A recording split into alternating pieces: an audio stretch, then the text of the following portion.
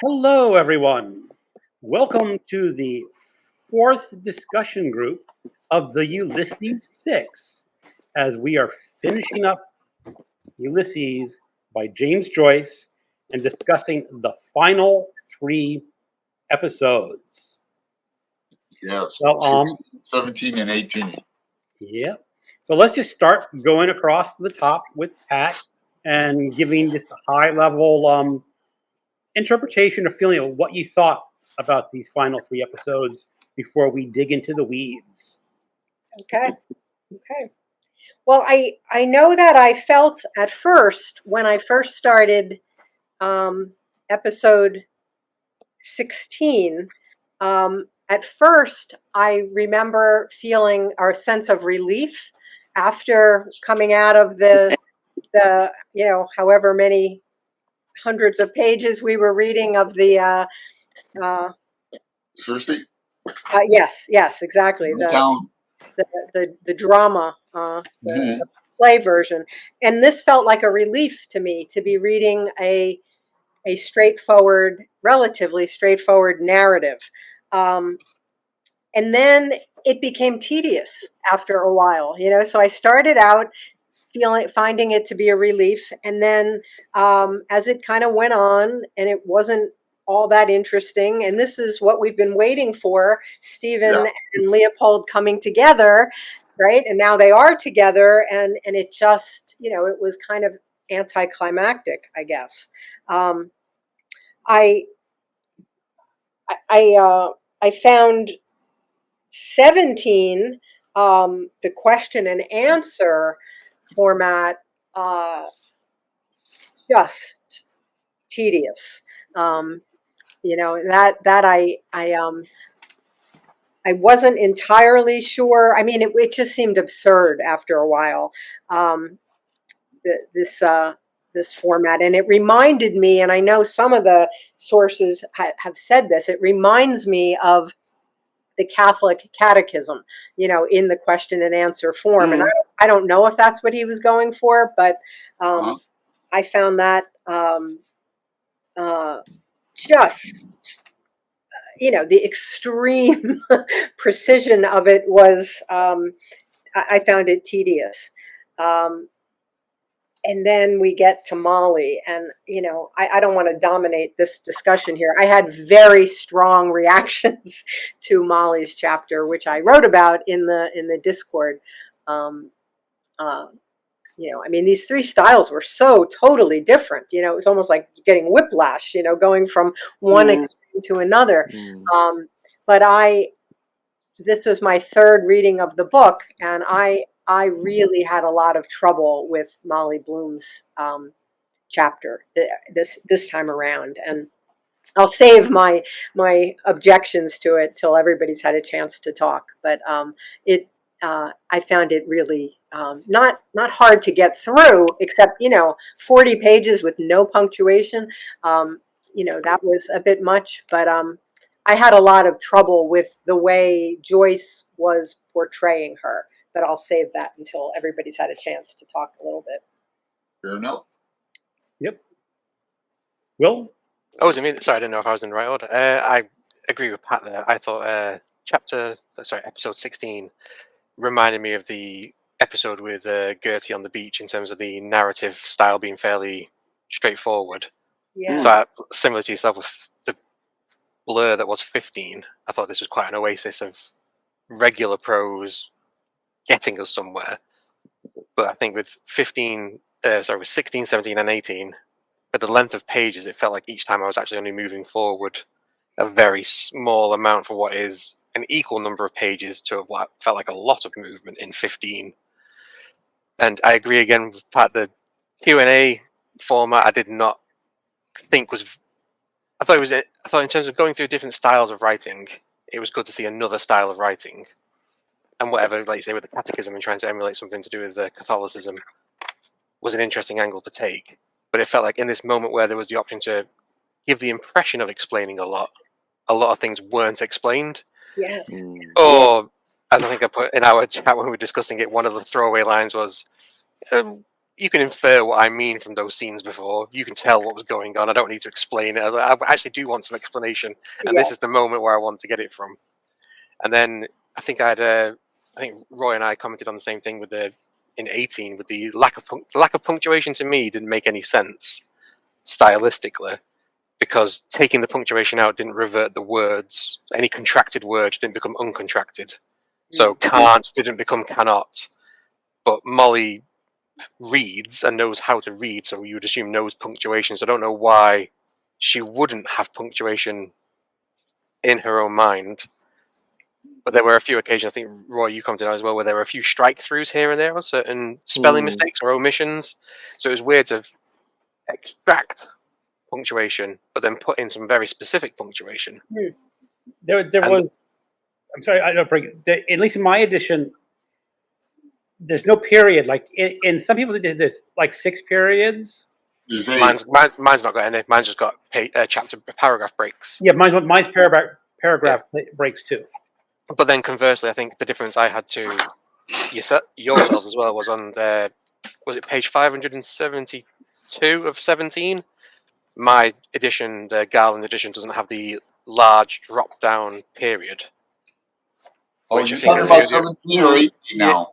Sorry, just going back to 17, because just in terms of the use of punctuation and the oddness of that in 18, it was an odd inclusion or omission in 17 to have that very large black dot.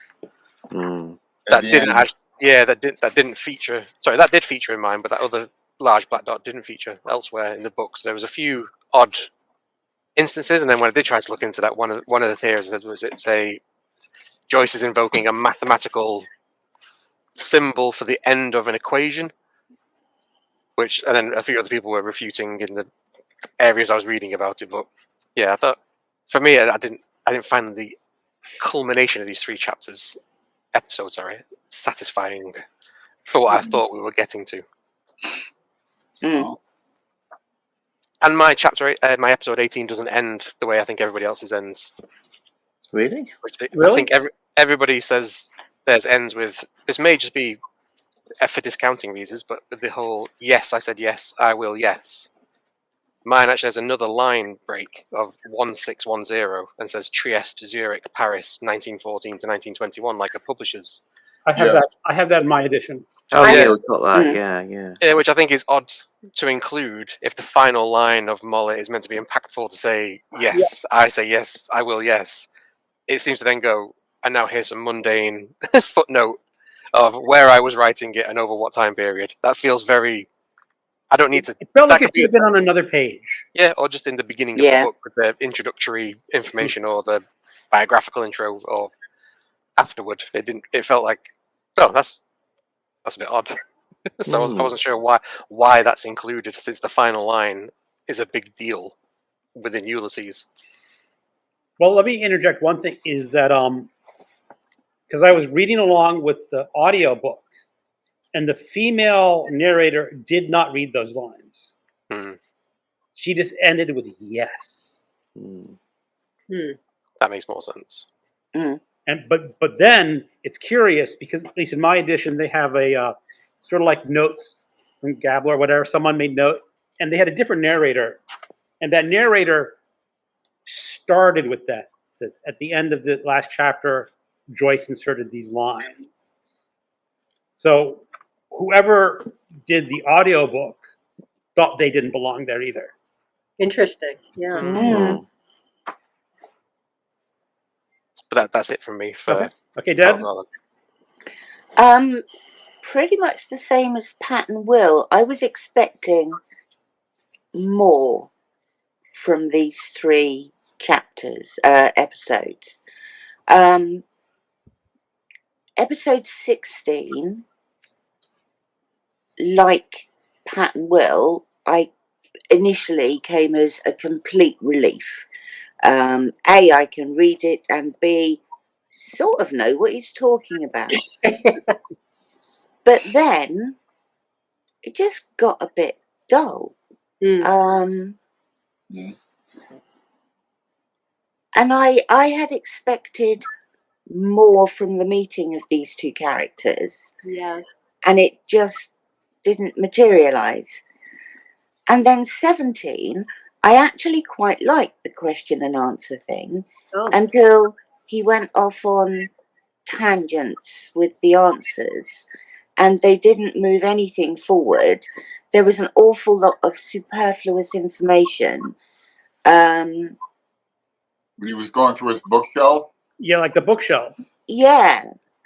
I didn't like the ages thing where he kept just doing very odd, bizarre multiplications of their ages and said if we were born further ago in time, we'd be older now. And if we went further back, we'd be even older again. I thought, well, but I don't know what you're. That's how time works. Yeah. It was just odd. Molly's episode, I deplore the lack of punctuation. Having spent 40 years as a journalist, I like punctuation very much. I enjoy it in sentences and things. Mine had a couple of full stops in there randomly. I couldn't understand why they had been placed where they had been either. But then it just had the paragraph breaks. And it took me so long to read that episode because I kept having to go back and try and... I was putting sentences in the wrong places. Starting and stopping sentences in the wrong places.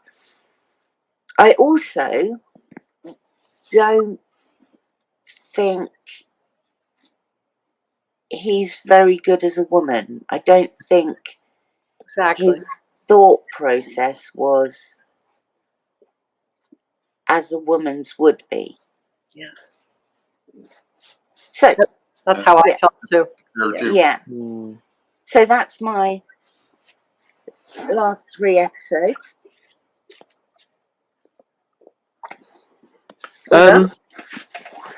Yeah, I found them. It's hard to know why he did it this way, which is to kind of, I'm sure, deliberately sort of disappoint the readers in a way. But then sometimes I think, well, hang on, it's like a sort of double bluff. It looks as if he's disappointed us, but actually there's some stuff in here that's really sublime. Like for me, when Stephen and Leopold are looking at the outside, looking at the stars, and you get all this sort of cosmic stuff, you know, I actually thought, well, this is one of those real sort of moments of epiphany that kind of deliver the life enhancing aspect that is sort of talked about in connection with Ulysses, really. But thinking about them individually, 16 I actually quite liked. I had no idea why he makes this sort of cliche filled way of writing it out, but it's you know, it's yet another style coming along. It's kind of claustrophobic because they're in this little place. It does some interesting things. I mean, you know, you're thinking, well, it's the Odyssey, isn't it? And you got sailors and stuff like that coming in. Then 17, the question and answer thing, I actually thought was quite funny sometimes. Funny, you know, funny, ha, amusing. It's a bit like, okay, let's do realism. And it's like, this is realism the way you've never had it before. You know, if somebody turns a tap and gets water, you're going to hear what water is, where the water comes from, how it reaches the tap, and all of that. You didn't get that in Emile Zola, did you? So there's lots I liked about that. I feel cheated by not having the full stop though in my edition. Because it's obviously important. It sounds like it was important, and Joyce made notes about it. So how it got omitted is just really baffling. Now, Roy, it's kind of curious about where these periods are. Do they correspond to like the paragraph breaks? Like if you go like the line 1360, so this is about 1370. It goes, I'm going to do about him though. Paragraph break. No, that's no way for him. Does that correspond to a period in your keyboard periods? I was just talking about the oversized one at the very end of that section. Oh. Yeah, you were talking about 17, but You're talking 17. Oh yeah, have I got the wrong number? Sorry. No, I got it wrong. I thought you were talking about I'm still Molly. on 17. Yeah, so Yeah. I've got a Sharpie here. I'm going to add my own giant okay, dot okay, now. sure. So here we are live on screen, Yeah, that's what I did. improving on Gabler. Yeah, So yeah, exactly what I did too on mine. the new restored edition. Where is it supposed to go? Right at the end, The end, where has an answer, which is the big oversized full stop. Oh, the answer is just the period, right? Because I don't have it either. Yeah. Or is that if you're Alan, you got an extended Okay. remix. Can you see it here? Yeah.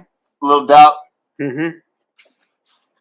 Is it possible that in the Garland edition that I've got, Gabler writes the afterword is from him, and he mentions that the printers who were used were amateur printers, or they were very inexperienced at the initial. So is there a potentiality that Joyce may have put in some weird and wonderful things, but people not necessarily having the right tools or being experienced were like, can't do that, so I'm not going to put it in. Quite just possibly, yeah. And it There's sounds a lot like with of all the confusion. endless It was revisions. printed in Yeah. France with French-speaking printers. Joyce would correct the galleys, like on, and it's just ridiculously hard. Yeah, they mentioned at the end of the Gabler they had a short little essay. It just sounded like a nightmare of corrections, and no one can actually get back to the original. Yeah, I remember when it was all going on in the 80s with John Kidd and that. I'm looking for I mentioned in the Discord, I should have it marked, dang it. The misprint where there is a dot that appears in the Gabler, like up on top. I know I have it marked. Yeah, I have the page for it, Alan. It's on 573. Ah, thanks. It's line 1030. Yeah, exactly. Up on top by Jacob. That's odd. That's plainly a dot. Oh, and yeah. Greg said it didn't, or somebody said it didn't appear in the second edition, huh? No, I don't have it in mind, but then I wonder if there's a. But Greg has it?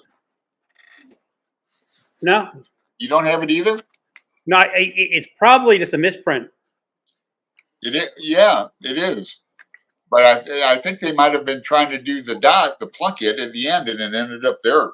I told you it could move. Just Or it quickly on the Molly section, just to finish my thing. Molly, that last chapter, the Penelope chapter, section 18. It's the only one I've read before. So I've read it on its own. I've also seen at least parts of it being read out on a television show, and I've always thought of it before this as this incredibly beautiful piece of writing, and like the kind of just the way it just flows endlessly. This time I enjoyed it a lot less. I found it a lot murkier and more sort of distressing in various ways, really. And it didn't feel anything. Now that I know, knowing more of the situation, I suppose, it just didn't feel like this kind of uplifting thing that as I'd experienced it before. So that's me. Did you get the impression from it, Roy, that it was more like a? Did you experience more the way you'd experienced Lucky's monologue from Waiting for Godot?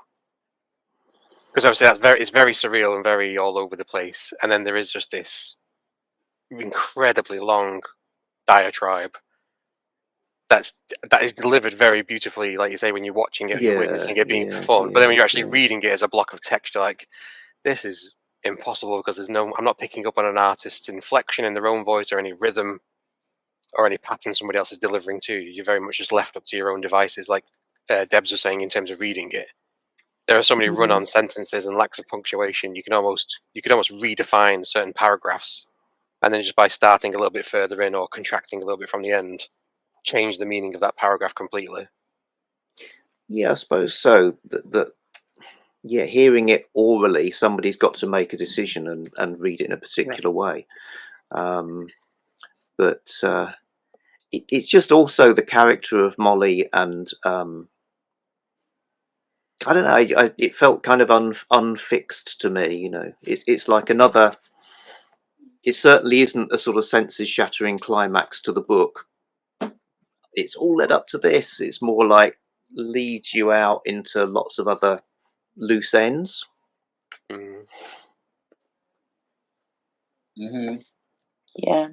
Yeah, for Penelope, he's got like a infinity sign, you know, that like a letter A Yeah. down the side.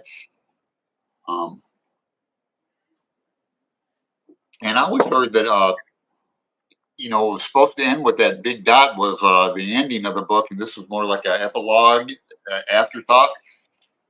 And there is a period in it, at least in this edition, in episode 18. The very last yes in my edition has a period. Mine as Yeah, well. there's a lot of yeses in here too that kind of, when you listen to it, it tends to punctuate things a bit. I this time when I read, I looked into. I want to look into why there's only one period. I forgot. There's 8 breaks, but only one like period. I think it's halfway through with Ash Yeah. Pit, but that's in this edition. I don't even know if it's in the other one. Alan, what line do you have your period on in that edition? The one with Ash Pit, bottom of the Ash Pit. Okay, And then- is yours line? Does your edition have line numbers? Yeah, 7. It's on page 759. Oh, Alan, not page number, line numbers. Like, Yeah, I heard you. No, it doesn't have line numbers. okay. 743. No, that's a different page number. But anyway, like in 16. I found the ash pit. I'm sorry. I Oh, you found did? what Greg Go was ahead. looking for. It's on page 624. It's line 747. Oh, okay, there it is. Oh yeah, Oh, yeah. yeah. Got a I dot need there. glasses to see the period. Mm. Yeah. Mm. Yeah, Yeah, it's so- circled in here too. Yeah. Yeah, so mine has one there, mine has one at the very end on the final yes as well. So I've got two Yeah. periods. I think I counted how many times he says yes in here too somewhere. I forgot now, but just like you guys did in 16. I kept thinking like was wondering what Stephen was going to end up being. Like, is he going to be a teacher?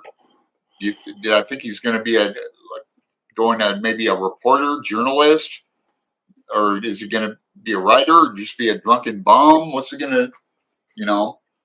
And then the action. I go, there is action in the episode. Stephen refuses to eat a bun. There's not much action. It is anticlimactic. I think that the meeting actually comes in 17, and that's in 2 parts with Bloom and Stephen, and then Bloom and Molly. But it is like info dump, a lot of minutia to slog through. Stephen refuses to stay over. They both forgotten their keys. Bloom has to do some acrobatics to get in. There's a lot of similarities. It's a new method. The catechism part, like catechism is like koans in Buddhism. For example, like you'd have, what are 7 gifts of the Holy Spirit? Then you'd have to answer. What is it like? Why is the Eucharist Christ's working of salvation? So that's what the catechism is. A body falls at 3.33 feet per second, that kind of stuff. But they do drink cocoa together. I like that detail. Did you struggle with 17 in the sense of I don't know who's doing it? That was my main problem with 17, I think. Who's asking the question? No, who's asking the questions or who's replying to answers? Because it's one of those things of, there seems to be bits of this where we go outside of the world completely. And it's either just a very long tract of, because it's not, it can't, Leopold and Stephen can't both be doing it. I wouldn't think, because in 16, Bloom, it seems like Bloom's trying really hard to get any information out of Stephen, because Stephen's still very drunk at this point, isn't he? And it's a relatively sober person having that moment. I imagine many of us have had where you're trying to deal with a drunk person, and it's like, it's just really frustrating. So I don't think it can be both of them in 17, but then I also don't think it's, I don't know where to put it in the story. If it's Bloom, it's same as in 15, where it's very fantastical and it's surreal. I don't know. Are we spending an hour and a half of time condensed into minutes within somebody's head of Bloom just asking questions and Or is it rattling that off? omnipotent, like or like from a book? Yeah, it's curious. That's a good question. Because Molly's makes sense because it's her time in bed, head to toe and top and tail with Bloom while he's passed out, and she's just thinking her thoughts. That makes sense to me. But 17 really felt misplaced. I don't know who I'm meant to be in the company with understanding this. And if it is an omnipotent narrator, why don't you know the answers to the actual questions rather than all the answers to all the questions nobody asked? A lot of questions are answered. A lot of things about Bloom's father and suicide. A lot of things about their son Rudy. A lot of things about Millie, their daughter, and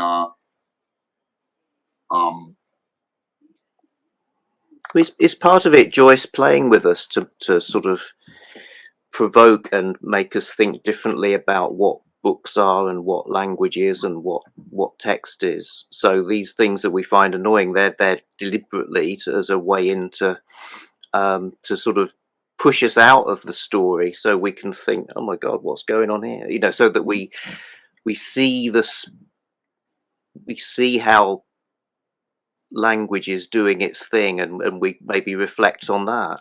There's just so much going on too. Like you mentioned, Roy, in 16, that sailor with the tattoo on his chest of that. He could be Odysseus, coming in. There's all kinds of detail and minutia actually, and it is just like a flood of, talk about an info dump. But I think we do learn a lot. Like Bloom lies to Molly. He mentions, I think it's funny about, he says Stephen knocked himself out doing gymnastics or something. Why is he lying and talking like that? All the furniture is moved, and because of Bolin. I don't know. It just. Well, it's interesting, Alan, how you keep saying how we learn things. So it's a bit like we're building up a portrait layer by layer by layer, rather than reading a story where it's like, oh, now that's happened, now that's happened, now that's happened. It's more like, oh, now we're back to that. We know a bit more about Stephen. Now we know more about Molly. Now we know more, and it's kind of and it all comes expanding at the end. outwards. And maybe Joyce is saying is, now that you know so much about Bloom and Stephen, if you go back and start the book again, you'll be picking up all these references. Say, oh, look, it was here all along if you just knew what you were looking for. Now, I have not done that, so I don't know if it's there or not. Alan? You've read the book multiple times. You could probably answer that question. Well, there's a lot of things. There's just no, real time to cover everything. And I pick up new things too, like, well, we really didn't touch on Martha Clifford's letters back and forth to Bloom, or that postcard, remember, U.P equals up. That was a threat on someone's life, actually. And then the Parable of the Plums, that episode where they're on top of Nelson's pillar, I think, or they're on, and that's that episode with the panoramic view. I would just wonder if anybody had any favorites. We have a lot of, like, negative stuff, but does anyone remember the Citizen and that dog Gary Owen chases Bloom out of the pub and throws a biscuit tin at him, and Davy Burns' pub where he orders a burgundy and a cheese sandwich. think I don't know. Mine's still probably very far at the beginning, which is the Bloom receiving the letter. And then the instances with the pin, and I quite liked how the pin metaphor followed through into the funeral scene as well. And I did like, I quite like moments like that, because that to me is a mystery I can accept within the story, because I don't need to know who it comes from, because even Bloom doesn't know who it comes from. So that to me makes sense. But it was just a struggle for me. Like, I think, I can't remember if it was yourself, Alan, or Roy mentioned in one of our previous get-togethers, where this is very much like a prod rock concept album, where there's just a lot of weird noises coming from nowhere and ad libs and this, that, and the other.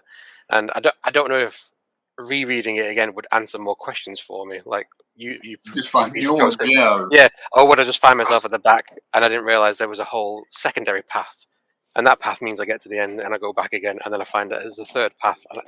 Whether it's you ever get anywhere necessarily, or if you're just starting at another midpoint and then following a different thread. And well, we could all talk about how Bloom is. Alan, before we do that, let me talk about my 3 chapters. Oh, okay, yeah, you didn't get a chance to go. My fault.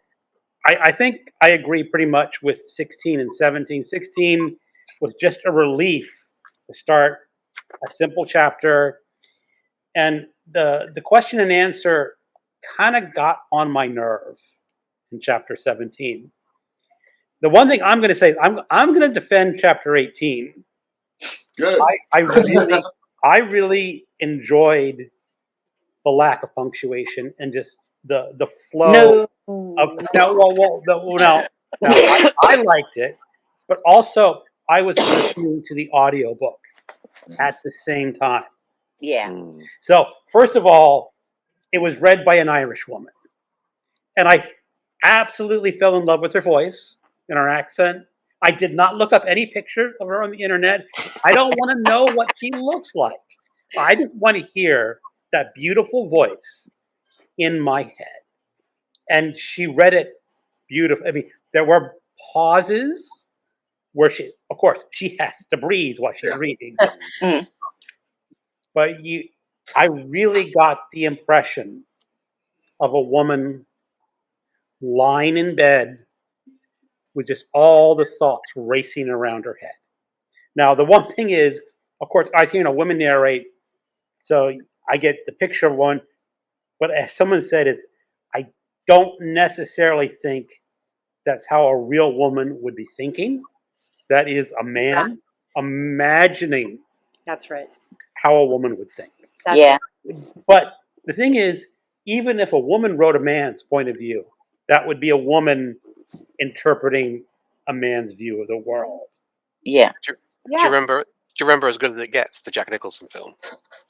I don't know. Yes, So I kind of defend that chapter. I loved listening to it and reading it, and I was kind of sad when it was over, because from my perspective, it was probably the second most enjoyable chapter.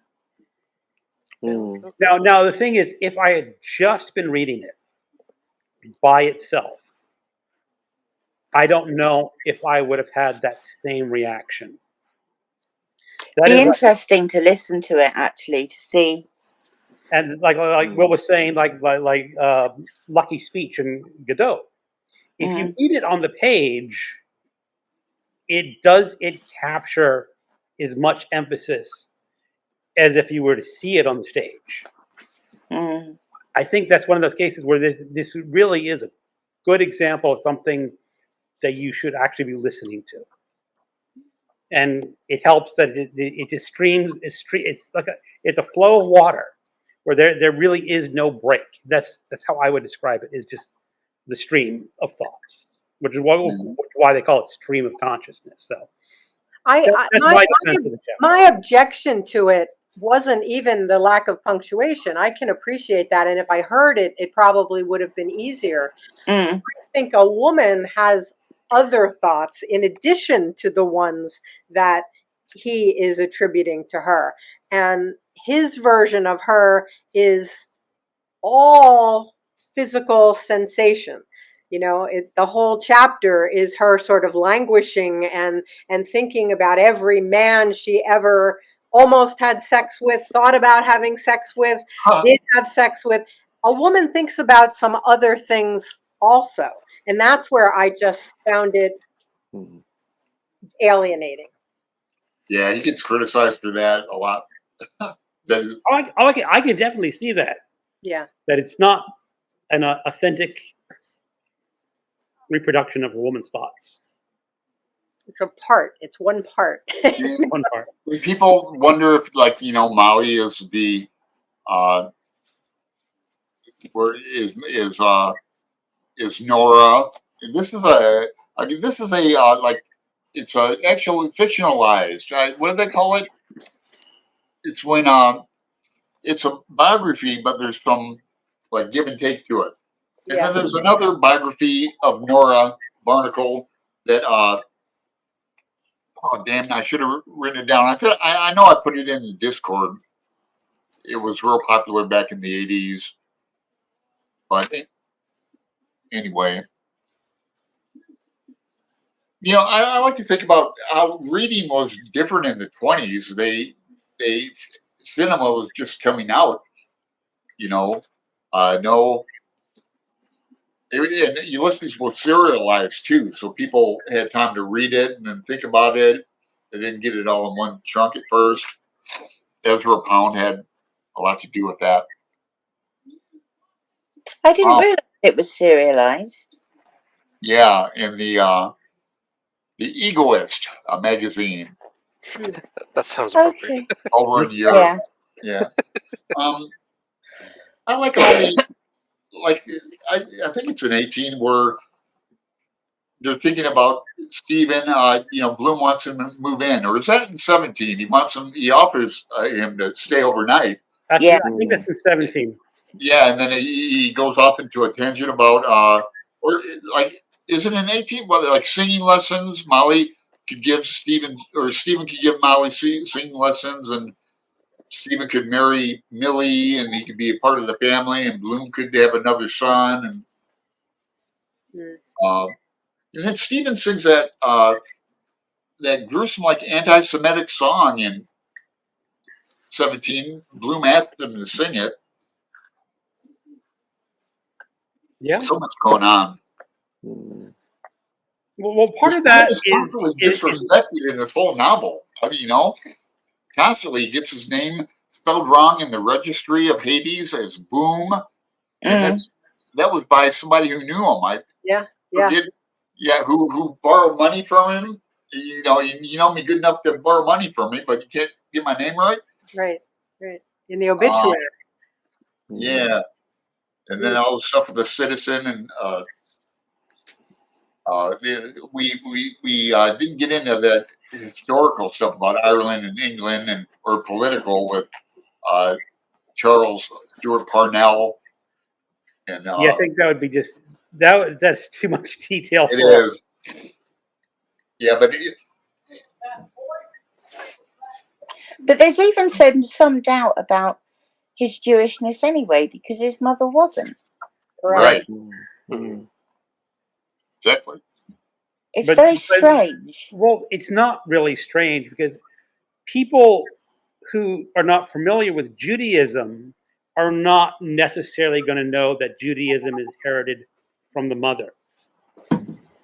They just see you've got one parent who's a Jew, you're a Jew, because they don't get that what the Jews think is more important than what you think. They get to decide. So I can sort of see why everyone else would see him as a Jew. Yeah, they're pretty ignorant people, characters. I still think there's a... Sorry, go on. Sorry.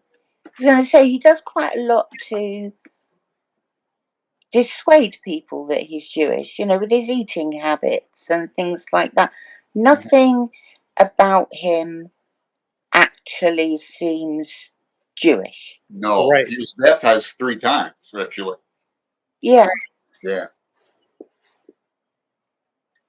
And yet such a big deal is made of the fact that he is Jewish, And his when father, actually he's yeah. probably And they not. changed their name, last name from Berry. Yeah. That means that flower, change it to Bloom. Mm. And then there's all kinds of tie-ins with his name, Bloom.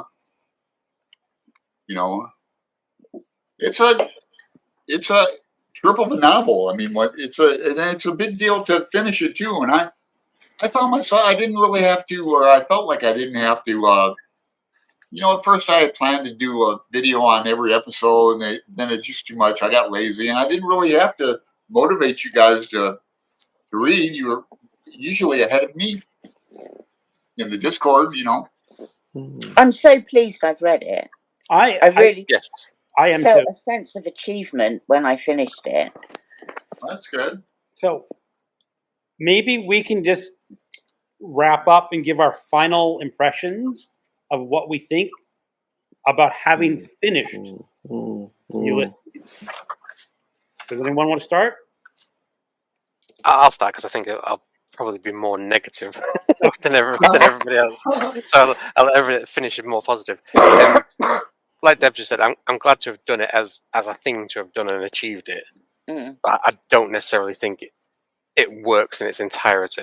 I understand the concept behind it potentially, but I don't. I think I'm made to feel too uncomfortable too many times, and the juice isn't worth the squeeze. At enough points when I wish it was, because it is just that. Even though it's life in a day, it's actually very tiny moments from a day. It's not even a full day's worth of story. It's just these little sections of it put together, and I don't feel like I necessarily got anywhere with either Bloom or Stephen in a satisfactory manner. So it's not like you got it with one and not the other, and that might have been the yin and the yang of it. It was just a bit of a damp squib. Well, I'm glad I finished it. I felt very virtuous. I was jubilant, actually. What can I say? Jubilant when I finished it. I don't think I would say it is the world's greatest novel, because I think it's too inaccessible to too many people. So not enough people are judging it. Not enough people can say it's the world's greatest novel, because not enough people can read it properly. I certainly couldn't read it properly. Without Hastings and our chats, I would have given up, because it was just too convoluted.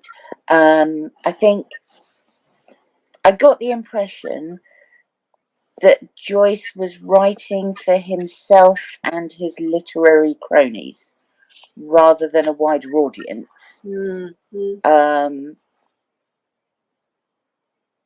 I don't know, he's just trying too hard to be too clever, which, is fine. But I don't think it makes for the greatest novel in the world. So, Or at least number one on New York Times list all the time. Right. yeah. I think that's my overall opinion. Okay, for me, I think I pretty much agree. Joyce was really smart and clever when he wrote this, and it's very clear. And honestly, I think this is echoing Debs. He's too clever and too smart in this book. And there's many places where I would have had to stop reading and go to secondary sources and check out the real meaning of what's going on. And especially after finishing college, I don't want to read that way. I don't want to have to say, hey, professor, look at this. This is what it means on page 52 when he says X, but he's really talking about this on page 320 later on. I don't want to do that. And that's not your idea of fun. No. I mean, I don't. As I said, I'm not out to impress a college professor anymore. Right. And That's kind of what you have to do to understand and appreciate this book. You have to open it up and go make notes on your book, make notes on the side, and then look at all your notes afterwards and pull them all together. In the afterword, it said that this was going to be originally a short story in Dubliners. And honestly, I think it could have made a very good short story Right. in Dubliners.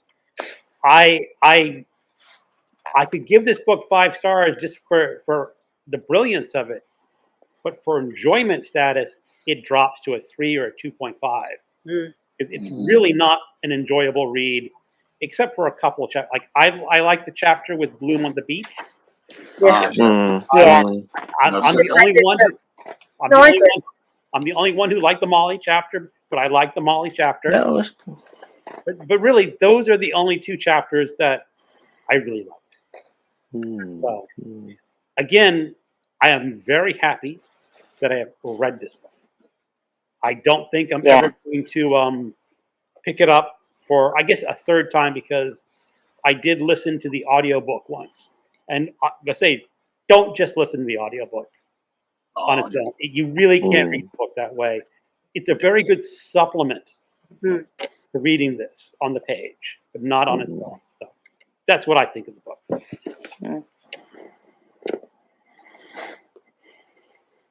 Well, I loved it, but I can't explain why. And I think I probably will read it again. It wasn't what I expected. I think chapters like the newspaper office chapter with all the headlines and Wandering Rocks, where you get like lots of different characters, and it's like a roving eye. You know, you get this sense of people around the city. I think I was expecting it to be like that, like a great pageant of stuff happening in Dublin all at the same time. And but he's in there, but that's not all it is. And there's some stuff, you know, that's seems very insular, very much James Joyce working out his own preoccupations. And some of it, I kind of thought, well, this would appeal to like drunk people. But despite all of that, you know, I still feel kind of fascinated by it. I've got a different attitude to the secondary sources than Greg. I mean, for me, it isn't so much about trying to find out the meaning or to sort of develop an argument about it. It's more like, oh, that detail, that's a bit interesting. I wonder what that actually is. So for me, they just add to the richness of the picture. You know, it's like if I was looking at a big painting and thinking, oh, I'd appreciate this painting a little bit more if I knew who that guy was over there, or whether that lake was real, say, you know. So I just find that sort of thing a little bit interesting as a kind of hobby. I'd hate to study it academically. I think it'd be a nightmare. Yeah, it was cool, Roy, how you, like in the Discord, you would show us pictures of like the potted meat or whatever it was, or certain kind of tea from Ulysses. Or well, I like, I think those. Yeah. I do like stuff like that because they're, and some of those things you can find now because everything's online, and some things still remain mysteries. Yeah, like why did he carry a potato around in his pocket all day? Right. Yeah, I'm going to do that now, but I don't know why. I'm easily led. So I'll give my final assessment too. I'm very glad that I read it again. This was my 3rd reading, and very, very different from my 2nd reading, which was a very powerful experience for a whole different set of reasons. I loved the community aspect of this time. Oh yeah. I was really, I cherished these talks that we've had, the Discord. I really love that. And I think that really helped the whole experience. I also really liked the supplementary sources, and I was using a couple in addition to Hastings. And part of that is, the academic in me, I guess, that's sort of what I do. But I found that enriching. I found that really, just sort of helping the discussion, helping the dialogue, helping my understanding. So I loved all of that. I loved our connections. I loved the connection with the texts. I loved the connection that I made with Patrick Hastings Patrick Hastings. over this. I mean, I now have a friend. So that's what I want out of a reading experience. I just think, this is 40 years after the last time I read this book. And I just think, I put in all the time, and I read 4 supplementary books to go along with this. Yeah, you really did. And I listened to the great courses. And, so I was doing all of those things, which were wonderful. It's a lot of time. And I just think at this point in my life, in my mid-60s, I want something different from a narrative. I love to read big books, but I want to feel the narrative at the end of the story. And I'm like upset that we don't know what really happens between Leopold Bloom and Stephen. I wanted there to be more, and Joyce won't give us that. And so I just want something different, I think, at this point in my life from, I want a complex narrative, but I want to be able to follow the narrative. So yeah, I think one of my great objections to it was that it made me feel stupid. And I don't think I am.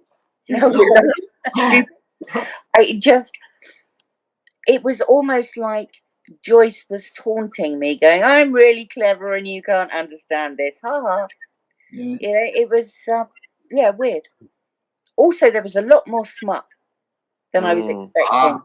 Yeah, I was surprised. I think I must be getting more puritanical as I get older. More than I remember. You're really going to go there? Oh my God.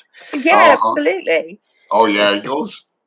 Yeah, I was surprised by the amount of smut. Yeah.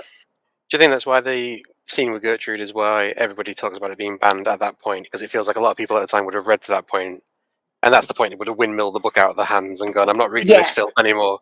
And they never got. What are you doing on that beach? Yeah, they That's never. nothing. Yeah, they never got to the smut further What's down going the to line. happen? I mean, That's the second time. That's almost the second time Bloom does it. I mean, he almost does it in the bath with the Turkish the languid flower, whatever the last line is. Yeah.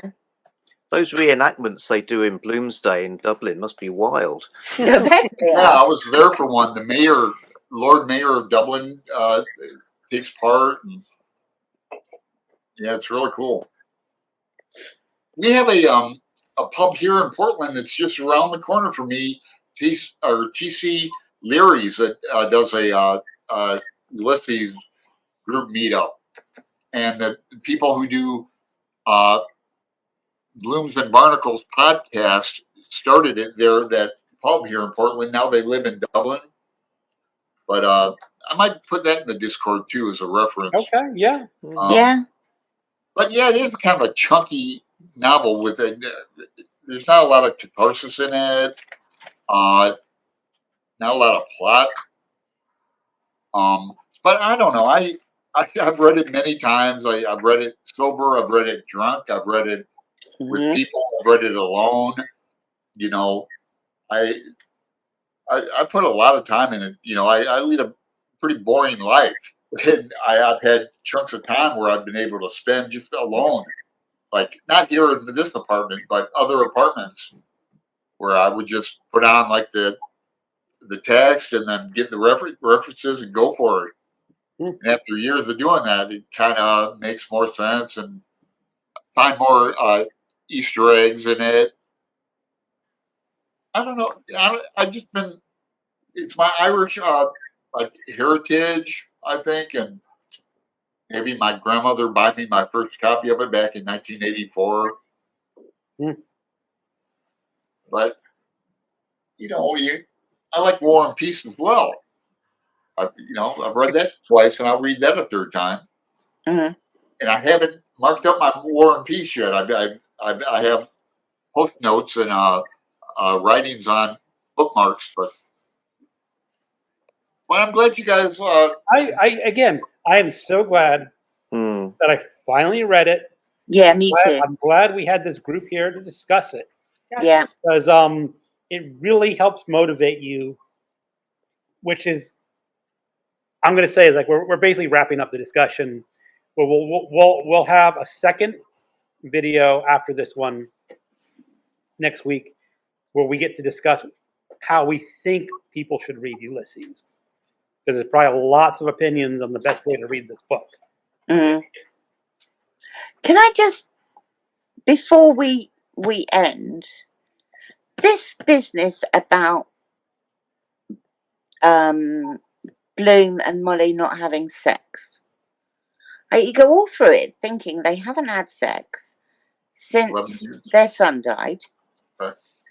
Then you get to episode 18 and you find out they do actually have sex. In fact, they had it a fortnight ago. He just withdraws. So he doesn't ejaculate into her, but they are having sex. Mm-hmm. So what are the condoms doing in his drawer? I want to know why he's got condoms in his bedside He's cabinet. visiting whorehouses. They're definitely Protestant. He'd stick it in his book. Yeah, they wouldn't be in your bedside table, would they? I don't The know. last place you use condoms is in bed, and it would appear that the last place he uses condoms is in bed. Why would you have them in your bedside table? He's not as good at hiding things as he thinks he is he? Because Molly even comments. He's really not. She says she's seen his correspondence, hasn't she? She says she's seen his letters because he's doing that thing of just very casually just like leaning on top of it going, oh, I didn't know you were in there. I was just looking at this postcard or making up inept lies in the moment. So I think he's the pen's in my hand purely by coincidence. Did the condoms, do you remember, did that come out in 18? No, it didn't. In 17? The withdrawal came out in 18. I think it must have been 17 or 16 that I think it was 17, which is going. Was it 17? About discussing the contents of his drawer. Okay, that's an excellent point.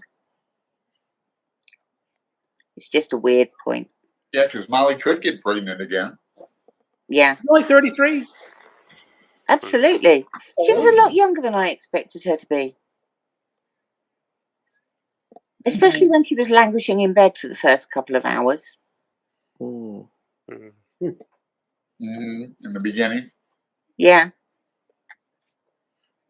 Yeah, Bloom waits on her. Yeah. Head and foot. Now the thing is, I got this from the great courses, and maybe it's a good way to end is like, do you think Bloom and Molly will eventually get over this hump? That they're this thing they're experiencing, this 10-year non-sex. It's act they're doing. I know that the professor at the great course is yes, and that's the last word. She prefers him over Bowen. Yeah. Blazes. Yeah. She prefers Bloom, although you know. Yeah, I mean, as she talks her way through it, she becomes more and more convinced by Bloom rather than her other lovers, doesn't she? Right. The womanly man. Yeah. Sensitive. Who has positives. Bloom's a reader too. He's a big reader, so I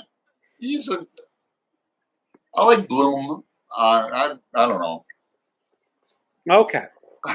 It's a good place to end. It is. Well, yeah, I think yes. I think yes. I feel hopeful. I do feel hopeful. I mean, I think her orgasmic yeses at the end is her view on Bloom. She suddenly realizes that he's not that bad after all. He's better than the other lovers she's had, and she'll stick with him. Yeah. And he seems to throughout the book, he seems to want to be with her, even though they have issues. So yeah, I think yes. Hooray. Happy ending. There was all right, everyone. Hollywood. Yeah. Let's say we're at an hour for this. I think that's long enough for Oh, our yeah. final discussion. So Mhm. good night, everyone. Bye bye. Cheers. Everyone, Bye. Swante.